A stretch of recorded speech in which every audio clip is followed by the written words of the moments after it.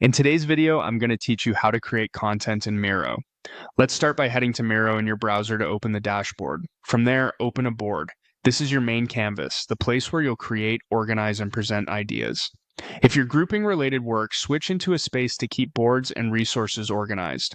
With your board open, select Prototype to connect frames and create simple, clickable flows. This is great for mapping user journeys or testing ideas without leaving your board.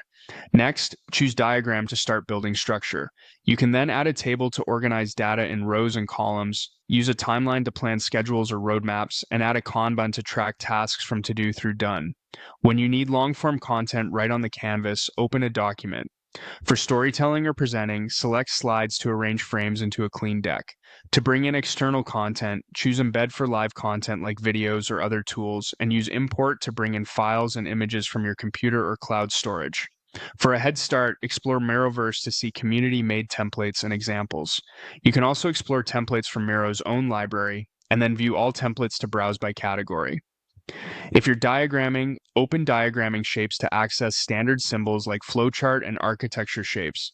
From here, either choose a template or make a blank to start from scratch, and then open diagramming templates to see curated options tailored to common workflows.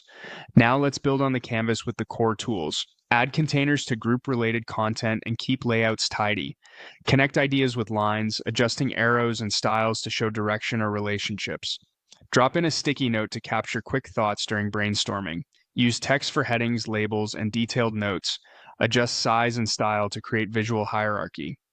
Switch to the pen for freehand annotations and sketches, perfect for quick markups or whiteboarding. Add a comment to give feedback, ask for input, or assign follow-ups without cluttering the canvas. When you need more power, open tools, media, and integrations to bring in images, icons, charts, or connect apps you already use. As you go, edit to your need and save. Miro saves automatically, but it's a good practice to name your board and keep things organized with clear sections and consistent formatting. That's it. Your toolkit for creating content in Miro, all in one smooth workflow.